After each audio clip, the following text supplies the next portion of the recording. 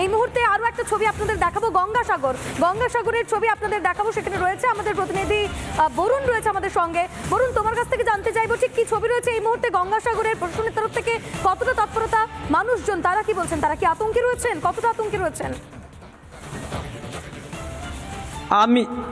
আমি যে জায়গায় দাঁড়িয়ে আছি গঙ্গাসাগরের বোটখালি শিবপুর, এই শিবপুরের যে এলাকাটা একেবারে এখান থেকে নদীর কাছাকাছি, তো এই জায়গায় একেবারে মানুষ প্রায় শূন্য হয়ে গেছে। আমি কয়েকজন মানুষকে ডেকে এনেছি, কারণ ইয়াস আমফানের সময় এই এলাকাগুলো প্লাবিত হয়েছিল, জনমানব শূন্য হয়ে গেছিল। এখন প্রত্যেকটা ঘর ফাঁকা পড়ে আছে, কোনো মানুষ নেই। সমস্ত প্রশাসনের তরফ থেকে এখান থেকে 10 মিনিট দূরে গেলে ত্রাণ শিবির আছে, সেই ত্রাণ শিবিরে আশ্রয় নিয়েছেন। তো আমার কাছে কয়েকজন মানুষ আছে এখানে, তাদেরকে জানতে চাইবো যে কি পরিস্থিতি এখন। সকাল থেকে যে ঝোড়ো হাওয়া, বৃষ্টির সঙ্গে সঙ্গে এখানে যে বৃষ্টির দাপট, কেমন বুঝছেন? খুব ভয়ানক পরিস্থিতি, একের পর এক আমাদের এই নদীবেষ্টিত এরিয়াগুলি দিনের পর দিন আমাদের এইরকম হয়রানি হতে হয়। কারণ আমাদের এখানে বাঁধ পোলের অবস্থা খুব একটা ভালো নেই। আর তা বাদে আমাদের নদীবেষ্টিত এরিয়ার উপরে যখন সাইক্লোন আসে কিংবা ঝড় আসে, তারপরে আমাদের খুব অসুবিধার মধ্যে কাটাতে হয়। তো এই ইয়াস আমফানের সময় তখন কোথায় ছিলেন? আমরা সবই ফ্লাড সেন্টারে ছিলাম। এখান থেকে 5-7 মিনিট দূরে ফ্লাড সেন্টার আছে। ফ্লাড সেন্টার ফাঁকা কেন? এখন সবাই চলে গেছে, সবাই এই আগের অভিজ্ঞতা থেকে সবাই শিখে গেছে, কেউ আর থাকছে না, যার জন্য সবাই চলে গেছে ফ্লাড সেন্টারে, একের পর এক সব যাচ্ছে।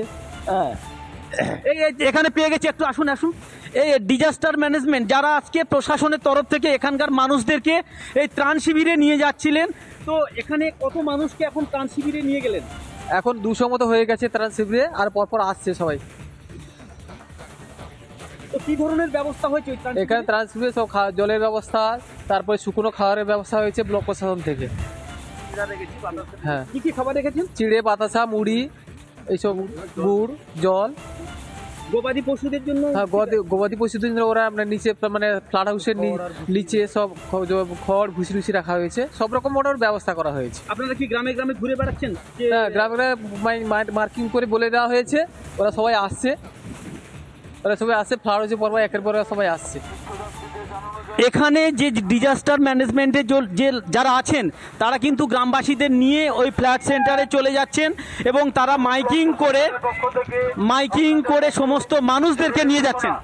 সাগর ব্লক প্রশাসনের পক্ষ থেকে আপনাদের কাছে জরুরি ঘোষণা, আপনারা কেউ মাটির ভাঙা বাড়ি বা কাঁচা বাড়িতে থাকবেন না। এখানে কাছাকাছি সাইক্লোন সেন্টার আছে, আপনারা সেখানে সবাই গিয়ে আশ্রয় গ্রহণ করুন।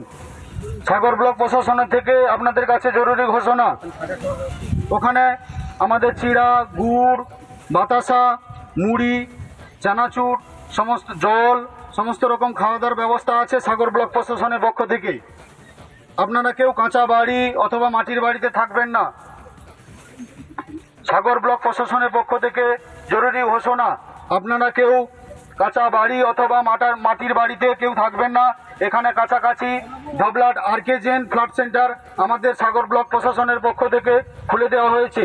ওখানে সমস্ত সবার জন্য চিড়া, বাতাসা, গুড়, জল এবং গবাদি পশু যারা নিয়ে যাচ্ছে বাড়ি থেকে, ওদের জন্য খড় এবং ঘাসের ব্যবস্থা রাখা হয়েছে সাগর ব্লক প্রশাসনের পক্ষ থেকে।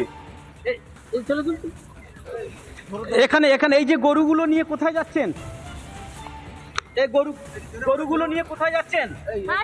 ফ্ল্যাট সেন্টারে। তো এর আগে কি কোনো সময় ফ্ল্যাট সেন্টারে ছিলেন? হ্যাঁ, অনেকবার ছিল। যখনই ঝড় হয় দেখতে পাচ্ছেন যে গরুগুলো যেতে চাচ্ছে না, তাদেরকে রেস্কিউ করে বাড়ির মালিকের সঙ্গে সঙ্গে তাদের ডিজাস্টার ম্যানেজমেন্ট এই গরুগুলোকে নিয়েও ফ্ল্যাট সেন্টারে চলে যাচ্ছে এবং সেই ফ্ল্যাট সেন্টারে যে সমস্ত এলাকার মানুষ আছেন তাদেরকে খাওয়া এবং জলের ব্যবস্থা সব কিছু রেখেছেন প্রশাসনের তরফ থেকে মাইকিং করে বারে বারে জানাচ্ছেন যে এই ঝোড়ো বাতাসটা খুব বিপজ্জনক, বাড়িতে কেউ থাকবেন না এবং মাটির বাড়ি, বিশেষ করে টালির এবং দরমা দিয়ে ঘেরা যে বাড়িগুলো আছে সেই বাড়িতে না থাকার জন্য বারে বারে তারা জানাচ্ছেন। এবং সেই সঙ্গে সঙ্গে যারা যে ডিজাস্টার ম্যানেজমেন্টে যারা আছেন তারা এই মুহূর্তে প্রশাসন যথেষ্টই তৎপর রয়েছে, যে কাঁচা বাড়ি, যে ভাঙা বাড়ি রয়েছে সেই সমস্ত বাড়ি থেকে মানুষজনদের ত্রাণ শিবিরে নিয়ে যাওয়া হচ্ছে এবং গবাদি পশুদেরও ত্রাণ শিবিরে নিয়ে যাওয়া হচ্ছে। সেই সমস্ত ছবি আমরা দেখতে পেলাম বরুণ তোমার মাধ্যমে। এই মুহূর্তে আমরা আপনাদের আরো একটা ছবি দেখাই, হিঙ্গলগঞ্জ ছবি দেখায়, যেখানে রয়েছেন আমাদের প্রতিনিধি একেবারে একের পর এক ছবি আমরা আপনাদের সামনে তুলে ধরছি, হিঙ্গলগঞ্জের ছবিও আমরা আপনাদের সামনে দেখাবো। তবে একাধিক জায়গার ছবি এই মুহূর্তে রিপাবলিক বাংলার পর্দায় আপনারা দেখতে পাচ্ছেন। শক্তি বৃদ্ধি করে অতি শক্তিশালী ঘূর্ণিঝড়ে পরিণত হতে চলেছে এই রেমাল। আজ রাতেই বাংলাদেশের খেপুপাড়া এবং সাগর দ্বীপের মাঝে আছড়ে পড়বে এই রেমাল। আছড়ে পড়ার সময় তার গতিবেগ থাকতে পারে 110 থেকে 120 কিলোমিটার প্রতি ঘন্টা এবং রেমালের সর্বোচ্চ গতিবেগ হতে পারে 135 কিলোমিটার প্রতি ঘন্টা। ইতিমধ্যেই প্রশাসনের তরফ থেকে সতর্কতামূলক যে ব্যবস্থা, সেই ব্যবস্থা নেওয়া হয়েছে।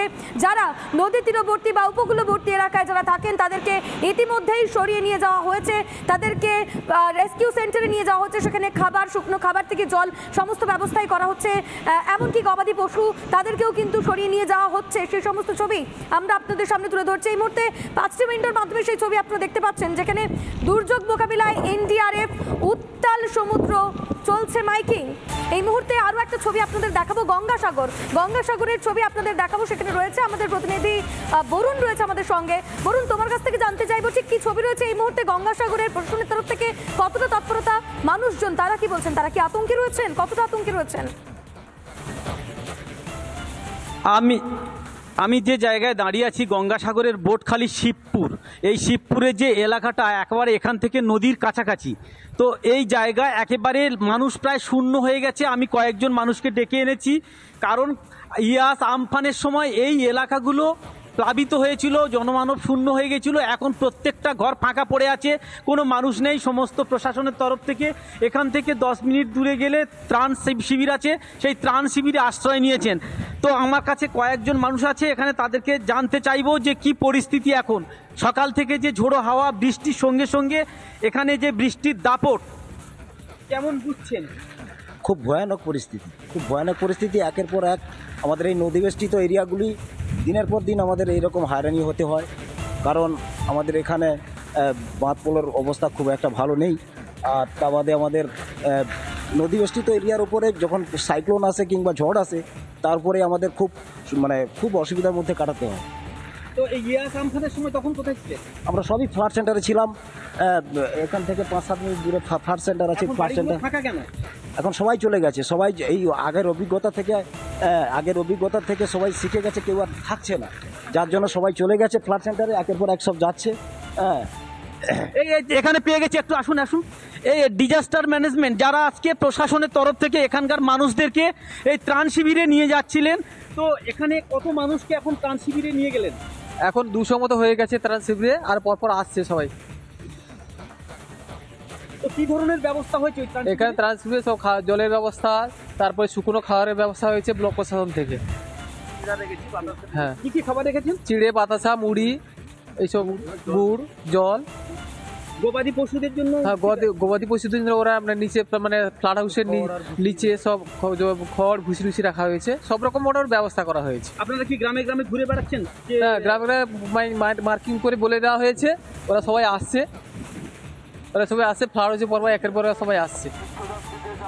এখানে যে ডিজাস্টার ম্যানেজমেন্টের যে যারা আছেন, তারা কিন্তু গ্রামবাসীদের নিয়ে ওই ফ্ল্যাট সেন্টারে চলে যাচ্ছেন এবং তারা মাইকিং করে সমস্ত মানুষদেরকে নিয়ে যাচ্ছেন।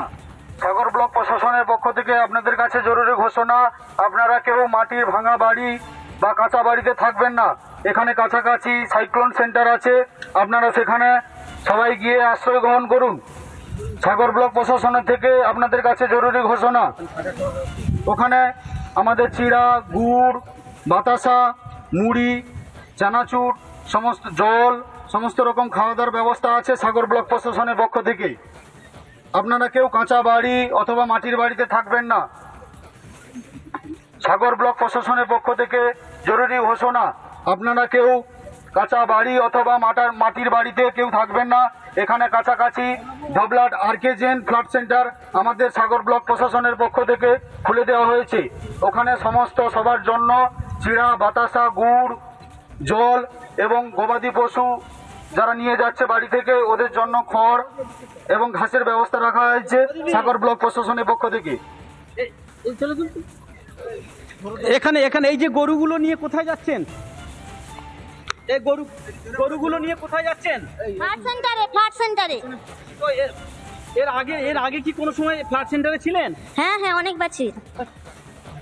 যখনই ঝড় হয় দেখতে পাচ্ছেন যে গরুগুলো যেতে চাচ্ছে না, তাদেরকে রেস্কিউ করে বাড়ির মালিকের সঙ্গে সঙ্গে তাদের ডিজাস্টার ম্যানেজমেন্ট এই গরুগুলোকে নিয়েও ফ্লাড সেন্টারে চলে যাচ্ছে এবং সেই ফ্লাড সেন্টারে যে সমস্ত এলাকার মানুষ আছেন তাদেরকে খাওয়া এবং জলের ব্যবস্থা সব কিছু রেখেছেন প্রশাসনের তরফ থেকে মাইকিং করে বারে বারে জানাচ্ছেন যে এই ঝোড়ো বাতাসটা খুব বিপজ্জনক, বাড়িতে কেউ থাকবেন না এবং মাটির বাড়ি বিশেষ করে টালির এবং দরমা দিয়ে ঘেরা যে বাড়িগুলো আছে সেই বাড়িতে না থাকার জন্য বারে বারে তারা জানাচ্ছেন এবং সেই সঙ্গে সঙ্গে যারা যে ডিজাস্টার ম্যানেজমেন্টে যারা আছেন তারা এই মুহূর্তে প্রশাসন যথেষ্টই তৎপর রয়েছে যে যে কাঁচা বাড়ি যে ভাঙা বাড়ি রয়েছে সেই সমস্ত বাড়ি থেকে মানুষজনদের ত্রাণ শিবিরে নিয়ে যাওয়া হচ্ছে এবং গবাদি পশুদেরও ত্রাণ শিবিরে নিয়ে যাওয়া হচ্ছে সেই সমস্ত ছবি আমরা দেখতে পেলাম বরুণ তোমার মাধ্যমে।